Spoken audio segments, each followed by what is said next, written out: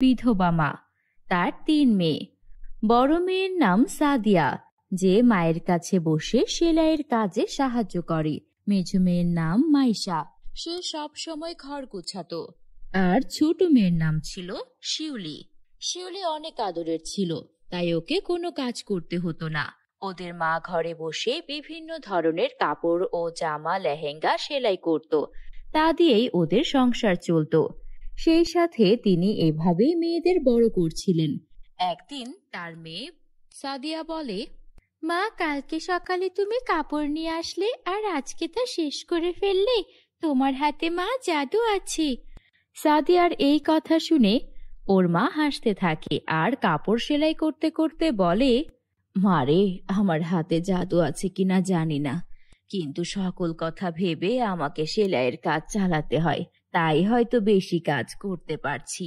মায়ের এই কথা শুনে সাদিয়া মন খারাপ করে বলে, মা, আজকে যদি বাবা বেঁচে থাকতো তাহলে হয়তো এমন কষ্ট তোমাকে করতে হতো না। আর আমরা এত অপয়া যে আমরা আমাদের বাবাকে মেরেই ফেললাম। এই কথা বলে সাদিয়া কান্না করে দেয়। তখন মেয়ের কান্না দেখে ওদের মা সেলাইয়ের কাজ না করে মেয়ের কাছে যায় আর বলে, সাদিয়া, তুমি এসব কি বলছো মা? আমি কি তোমাকে কোনোদিন তোমাদের বাবার মৃত্যুর জন্য দায়ী করেছি? তাহলে আজ হঠাৎ কেন এই কথা বলছো? মায়ের কথা শুনেও সাদিয়া কিছুই বলে না, শুধু কান্না করতে থাকে। তখন তার মেঝো মেয়ে আসে আর বলে, মা, আপু সত্যি কথাই তো বলছে। কাকিমা আমাদের ৩ বোনকে অপয়া বলে বলে আমরা নাকি আমাদের বাবাকে মেরে ফেলেছি। মেয়েদের কথা শুনে ওদের মা অনেক কষ্ট পায় আর বলে, আল্লাহ তাআলা দুনিয়ার ভালো মন্দ সবকিছু নিজে সৃষ্টি করেছেন, আর তাই আমাদের সবকিছু দেখে শুনে চলতে হবে। অনেকেই কটু কথা বলবে, এসব শুনে কষ্ট পাওয়া যাবে না। বন্ধুরা, তোমরা যারা যারা গল্পটি দেখছো তোমাদের নাম কমেন্টে লিখে জানাও, আমরা নেক্সট গল্প তোমাদের নাম দিয়ে বানাবো। ওরা ওদের মায়ের কথা শুনে বুঝতে পারে যে কেউ যদি ওদেরকে কটু কথা বলে তাহলে ওটা ওদেরকে মনে কষ্ট হিসেবে নেওয়া প্রয়োজন হবে না। ওরা যেন এইসব কথা না শুনে ওদের কাজ মন দিয়ে করে। একদিন সাদিয়া, মাইশা আর শিউলি রাস্তা দিয়ে হাঁটছিল। সেই পথ দিয়ে একজন মহিলা অনেকগুলো শপিং ব্যাগ নিয়ে যাচ্ছিল। সেই মহিলা একা একা এতগুলো ব্যাগ নিয়ে যেতে পারছিল না। উফ, এত শপিং করতে হয়, তাও আবার এত দূরে এসে, আর এগুলো সেলাই করতে গিয়ে ঝামেলায় পড়তে হয়, আর হেঁটে যেতে ভালো লাগছে না। কাকিমা, আপনি যদি অনুমতি দেন আপনাকে একটা কথা বলি। আপনি যদি আমাদের কথা বিশ্বাস করেন তাহলে আমাদের মায়ের কাছে যান। আমাদের মা অনেক ভালো সেলাই করতে পারেন। আরে সত্যি নাকি? তোমাদের মা যদি আমার কাপড়টা খুব ভালো করে সেলাই করে দেয় তাহলে তো আমাকে কষ্ট করে বাজারে যেতে হবে না। আমার আসলে অনেক রকমের ডিজাইনের কাপড় সেলাই করতে হয়, এগুলোর একটা ব্যবসা আছে আমার। ঠিক আছে, চলো। তারপর ওরা ওদের মায়ের কাছে তাকে নিয়ে যায়। সেই মহিলা অনেকগুলো ডিজাইন ওদের মাকে বলে দেয় আর কিছু টাকা অ্যাডভান্স করে দেয়। আপা, আপনাকে যেমন বলেছি আপনি ঠিক তেমন করে ডিজাইন করবেন, আমি সময় মতো এসে নিয়ে যাব। মহিলার কথা শুনে ওদের মা বলে, আপনি কোনো চিন্তা করবেন না, আর আমি আপনার কাপড় সেলাই সুন্দর করে দেব, আপনি নিশ্চিন্ত মনে বাড়ি চলে যান। তারপর ওদের মা খুব সুন্দর সুন্দর ডিজাইন করতে থাকে। ৩ মেয়ে মায়ের ডিজাইন করা কাপড়গুলো মুগ্ধ হয়ে দেখছিল। তখন ওদের মা বলে, সাদিয়া, ভালো করে শিখে রাখো, আমার কিছু হয়ে গেলে তোমার 2 বোনকে তোমারই দেখাশোনা করতে হবে। ওরা ভাবে ওদের মা হয়তো মজা করছে, কিন্তু ওরা দেখে কিছুদিন পর ওদের অজান্তেই ওদের মায়ের শরীরে মরণব্যাধি ক্যান্সার বাসা বাঁধতে শুরু করেছে। ওদের মা অনেক অসুস্থ হয়ে যায় আর কিছুদিনের মধ্যেই ওদের মা মারা যায়। মায়ের মৃত্যুর পর পুরো সংসারের দায়িত্ব এসে পড়ে বড় বোন সাদিয়ার ওপর। তোমরা কোনো চিন্তা করো না, আমি তোমাদের কোনো কষ্ট পেতে দেব না। মায়ের ইচ্ছা ছিল আমি যেন তোমাদেরকে দেখে রাখি, আমি তোমাদেরকে দেখিয়ে রাখবো, অনেক আদর যত্ন করে রাখবো। মায়ের অভাব কখনোই আমি তোমাদের অনুভব করতে দেব না। এদিকে সেই মহিলা নিয়মিত ওদের থেকে কাপড় সেলাই করে নিত। সে যখন আসে আর জানতে পারে ওদের মা মারা গেছে তখন তিনি খুবই ব্যথিত হন। দেখো, আমি তোমাদের কষ্ট বুঝতে পারছি, কিন্তু তোমাদের মা তো আমার থেকে অনেক টাকা অ্যাডভান্সও নিয়েছিল। এখন তোমরা যদি সেই কাপড় আমাকে সময় মতো ডেলিভারি নাই দিতে পারো, আর দিবে বা কিভাবে? তোমাদের মা তো মারাই গেছেন, আমার টাকাগুলো আমাকে ফেরত দাও। তখন সাদিয়া বলে, আপনি চিন্তা করবেন না, টাকা আপনার ফেরত নিতে হবে না। আমি আমার মায়ের মতো করে সুন্দর ডিজাইন করেই আপনাকে কাপড়গুলো সেলাই করে দেব। আপনি কয়েকদিনের মধ্যেই চলে আসুন, আগামী শুক্রবারই চলে আসুন না। শুক্রবার দিন আসার আগেই সাদিয়া ওর দুই বোনের সাহায্যে ওর মায়ের মতো খুব সুন্দর ডিজাইনের অনেক সুন্দর সুন্দর ড্রেস তৈরি করে রাখে। সেই মহিলা ড্রেসগুলো দেখে অনেক পছন্দ করে আর কিছু টাকা বেশিও ওকে দিয়ে যায়। এরপর থেকে সেলাইয়ের কাজ করে সাদিয়া ওর দুই বোন মাইশা ও শিউলিকে বড় করতে থাকে। এদিকে সাদিয়ার এই সব সুখ দেখে গ্রামের প্রতিবেশী এক মহিলার খুবই হিংসা হতে থাকে। তাই সে রাতের বেলা গোপনে ওদের ঘরে আগুন লাগিয়ে দেয়। ওরা কোনো রকমে প্রাণ বাঁচিয়ে বাইরে বের হলেও ওদের অর্ডারের সব কাপড় চোপড় সবকিছু পুড়ে গিয়েছিল। আমি বুঝতে পেরেছি এটা আমাদের প্রতিবেশী ওই কুচক্রী কাকিমার কাজ। তিনি আমাদেরকে হিংসা করে আমাদের বাড়িতে আগুন লাগিয়ে দিয়েছেন। এখন কেমন হবে? আমরা যে অ্যাডভান্সের টাকা নিয়ে রেখেছি অনেক কাজের, সাথে এই কাপড়ের দামগুলোই বা আমরা কিভাবে পরিশোধ করব? ওরা সারা দিন কান্না করতে থাকে, কারণ ওদের আর কোনো উপায় ছিল না বেঁচে থাকার। এত টাকা ওরা কোনোভাবেই জরিমানা দিতে পারবে না। তখন হঠাৎ করে রাতের বেলা ওদের ঘর আলো করে দুইটা পরী প্রকট হয়। একটা ছিল সোনার পরী, আরেকটা রূপার পরী। তখন পরীদেরকে দেখে ওরা তিন বোন অবাক হয়ে যায়। ওই দুষ্টু মহিলাই তোমাদেরকে এই অবস্থা করেছে। আমি দেখেছিলাম, কিন্তু সাহায্য করতে পারিনি, একটা কাজে ব্যস্ত ছিলাম। আমি তোমাদের সাহায্য করতে চাই, বলো তোমাদের কিভাবে সাহায্য করতে পারি? আমাদেরকে আগামীকালকের মধ্যে 7টা লেহেঙ্গা ডেলিভারি দিতে হবে। আমরা 7টা লেহেঙ্গা তো তৈরি করে নিতে পারবো আমাদের সেলাই মেশিনে, কিন্তু আমাদের কাছে এত টাকা নেই যে আমরা নতুন করে কাপড় কিনে আনতে পারবো। তারপর পরী তখন তার জাদুর কাঠি ঘোরায় আর সঙ্গে সঙ্গে সেখানে 7টা লেহেঙ্গা প্রকট হয়ে যায়, যেগুলো খুবই সুন্দর ছিল। তারপর সেখানে সাদিয়া নিজের মতো করে ডিজাইন করে দেয়, যাতে সেগুলো আরো সুন্দর লাগছিল। এগুলো তোমরা বিক্রি করলে তোমাদের সমস্যার সমাধান হয়ে যাবে। এই নাও, আমি তোমাদের একটা জাদুর লেহেঙ্গা উপহার দিচ্ছি। এই লেহেঙ্গাটার কাছে তোমরা তোমাদের মনের যা প্রয়োজন তাই চাইতে পারবে। এটা তোমরা তোমাদের কাছে রাখো। এটা দিয়ে আমরা কি করব? তোমাদের যদি সেলাইয়ের জন্য কোনো কাপড়ের দরকার হয় বা কোনো কিছুর দরকার হয়, এই লেহেঙ্গার কাছে চেয়ে নিতে পারবে। তারপর ওরা সেই জাদুর লেহেঙ্গার থেকে অনেক অনেক কাপড় চেয়ে নিয়ে প্রতিনিয়ত সুন্দর সুন্দর ডিজাইনের লেহেঙ্গা বানিয়ে বিক্রি করতে থাকে। কিছুদিন পর ওরা তিন বোন খুব বড় একটা দোকান দেয়, যেখানে ওরা প্রতিনিয়ত সুন্দর সুন্দর ডিজাইনের লেহেঙ্গা বিক্রি করত। এরপর ওদের জীবনে আর কোনো কষ্ট থাকে না। ওরা তিন বোন সুখে শান্তিতে বসবাস করতে থাকে। বন্ধুরা, আমাদের চ্যানেলে নতুন হলে আমাদের চ্যানেলটিকে সাবস্ক্রাইব করতে ভুলো না যেন। Bye bye. খুব কষ্টে সংসার চালাতো। একদিন শ্রেয়ার বাবা অসুস্থ হয়ে যায়। তখন শ্রেয়া তার বাবার কাছে গিয়ে বলে, বাবা, আজ তো তোমার শরীর অনেক খারাপ। আজ তো তাহলে তুমি বাজারে যেতে পারবে না, আর বাজারে না গেলে তো তোমার দোকানও কেউ চালাতে পারবে না। দোকান যদি না চলে আমাদের সংসার কিভাবে চলবে? আচ্ছা বাবা, আজ তাহলে তোমার বদলে আমি গিয়ে দোকান চালাই। আমি পারবো দোকান চালাতে। তুই পারবি? এইভাবে দোকান চালানো মেয়েদের কাজ নয় মা। না বাবা, আমি পারবো। আমি বাজার থেকে আসার সময় তোমার জন্য কিছু নিয়ে আসবো। আমি তো কিছুই খেতে পারি না। আমি নিয়ে আসবো বাবা কিছু ফলমূল, তুমি খাবার চেষ্টা করবে। বলো বাবা, তুমি খাবে না? আর যদি না খাও অন্য কিছু বলো, আমি তোমার জন্য তাই নিয়ে আসবো।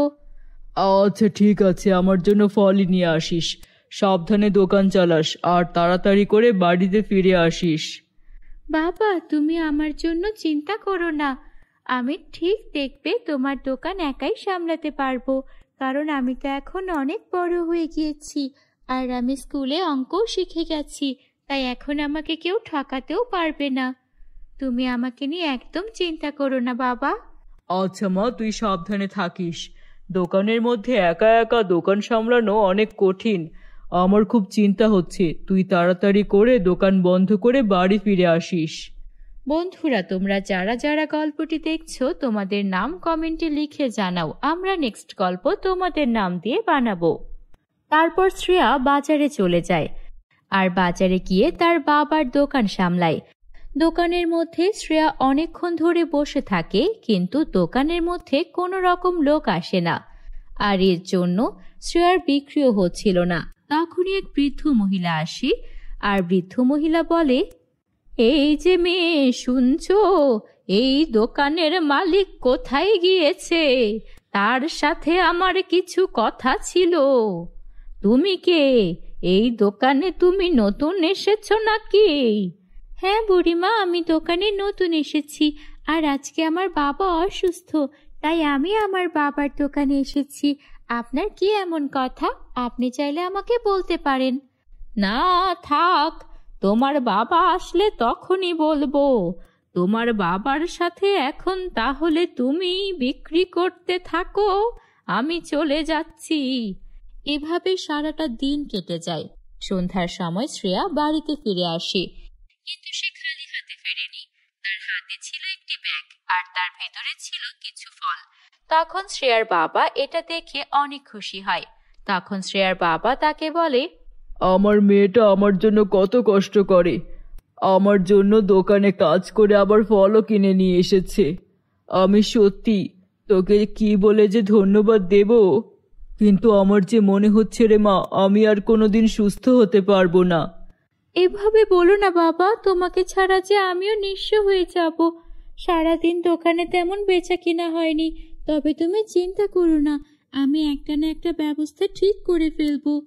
সকালে ঘুম থেকে উঠে শ্রেয়া মুরগিগুলোকে খাবার দেয়। শ্রেয়া প্রতিদিন ওর মুরগিগুলোর দেখাশোনা করত। প্রতিদিনের মতো আজও ও বাজারের দিকে এগোতে থাকে আর তারপর বাবার দোকানে বসে। এসে দেখে সেই বৃদ্ধ মহিলাটি আবারও সেখানে এসে অপেক্ষা করছে। আপনার কি প্রয়োজন আমাকে বলতে পারেন, আপনি তো কালকেও এসেছেন, আজকেও এলেন। আপনি আমাকে বলুন না কি হয়েছে, কি প্রয়োজন এই দোকানে, আর আমার বাবাকে কি বলতে চান? আমার অনেক প্রয়োজন তোমার বাবাকে, তুমি তো অনেক ছোট, তোমাকে এসব বলে লাভ হবে না। আপনি আমাকে বলেন না। আসলে তোমার বাবা আমার থেকে 10,000 টাকা এনেছিল, তাই ওগুলো। আপনি তো দেখতেই পাচ্ছেন বর্তমানে এই দোকানে কোনো কিছুই বিক্রি হচ্ছে না। আপনি আমাকে কিছুদিন সময় দিন, আমি আপনার টাকা পরিশোধ করে দেব। শ্রেয়া মনে মনে ভাবতে থাকে এই মুহূর্তে 10,000 টাকাও কিভাবে পরিশোধ করবে। বাবা, তুমি কি কারো থেকে 10,000 টাকা লোন নিয়েছিলে? একজন বৃদ্ধ মহিলা আমাকে এসে টাকার কথা বলছিল। হ্যাঁ, আসলে নিয়েছিলাম তো, কিন্তু ওনাকে তো বলেছিলাম কিছুদিন পর আমার থেকে নিতে। ওনার মনে হয় টাকাটা দরকার, উনি এখনই চলে এসেছে। আচ্ছা তুমি চিন্তা করো না, আমি ওনাকে টাকাটা দ্রুত দেওয়ার চেষ্টা করব। শ্রেয়া মন খারাপ করে সেখান থেকে হাঁটতে থাকে আর তারপর একটা জঙ্গলে গিয়ে কিছুক্ষণ বসে থাকে। এভাবে দিন কেটে যাচ্ছিল। শ্রেয়া অনেক চেষ্টা করছিল টাকাটা জোগাড় করার। এদিকে ওর বাবা একদিন অনেক বেশি অসুস্থ হয়ে যায়। আমাকে ক্ষমা করে দিও মা, আমি তোমাকে দেখে রাখতে পারলাম না, তোমাকে একা করেই এই দুনিয়া ছেড়ে আমাকে চলে যেতে হচ্ছে। তারপর কিছুক্ষণের মধ্যেই শ্রেয়ার বাবা মারা যায়। শ্রেয়া অনেক কান্নাকাটি করে। বাবাও আমাকে ছেড়ে চলে গেল, আমার কাছে তো এখন টাকাও নেই। আমি এখন কিভাবে বাবার ওই ঋণ পরিশোধ করব? আমি তো বাবাকে ছাড়া একা কিছুই করতে পারবো না। শ্রেয়া এইসব ভেবে পথে পথে ঘুরছিল। ওর অনেক তেষ্টা পেয়ে যায়, তাই ও একটা কুয়োর কাছে যায়। দেখে কুয়ো থেকে অদ্ভুত আলো বেরোচ্ছে। কি ব্যাপার, এই কুয়ো থেকে এমন একটা অদ্ভুত আলো বেরোচ্ছে কেন? যখন কুয়ার কাছে গেল শ্রেয়া, তখন দেখলো একটা পরী সেখানে দাঁড়িয়ে আছে আর পরীটার গা থেকেই আলো বেরোচ্ছে। এই যে মেয়ে, তুমি এখানে কি করতে এসেছো? আপনি কে? আপনি কি আমাকে মেরে ফেলবেন? আরে না না, আমি কেন তোমাকে মারবো? আমি তোমার কোনো ক্ষতি করব না। আমাকে বলো কি হয়েছে? তুমি কি এই কুয়োতে কোনো খারাপ মতলবে এসেছো? না না পরি, আমি কোনো খারাপ উদ্দেশ্যে আসিনি। আমি তো জানতামই না এখানে আপনি থাকেন। হ্যাঁ, আমি চলে যাচ্ছি। ভুল পথে এখানে চলে এসেছি। তেষ্টা পাওয়ায় কুয়ো দেখে এগিয়ে এসেছিলাম। হ্যাঁ, তোমাকে দেখে আর তোমার মনের সব কথা আমি আমার জাদু দিয়ে বুঝে নিয়েছি। তোমার বাবার মৃত্যুর পর তুমি প্রাণপণ চেষ্টা করছো তোমার বাবার সেই ঋণ পরিশোধ করতে, কিন্তু তোমার বাবার দোকান আর আগের মতো চলছে না। তাই তো তুমি আর ঋণ পরিশোধও করতে পারছো না। বাবার ঋণ এভাবে পরিশোধ করার জন্য মেয়ে হয়ে চেষ্টা করছো, এটা আমাকে মুগ্ধ করছে। দাঁড়াও, আমি তোমাকে কিছু একটা উপহার দিচ্ছি। এই বলে পরি তার জাদুর কাঠি ঘোরালো আর কুয়ো থেকে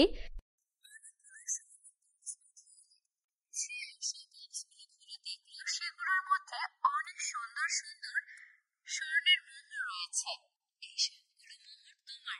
এই মোহরগুলো নিয়ে তোমার বাবার ঋণ পরিশোধ করো, আর তারপর তোমার বাবার দোকানটাকে সুন্দর করে সাজাও আর ভালো ভালো জিনিসপত্র তোলো। দেখবে তোমার বাবার দোকান আবারও আগের মতো ভালোই ভালোই চলবে, আর তুমি তোমার বাবার দোকানে বেচাকেনা করেই তোমার দিন কাটাতে পারবে। শ্রেয়া অনেক খুশি হয়ে যায় আর তারপর সেই স্বর্ণগুলো নিয়ে বাড়িতে আসে।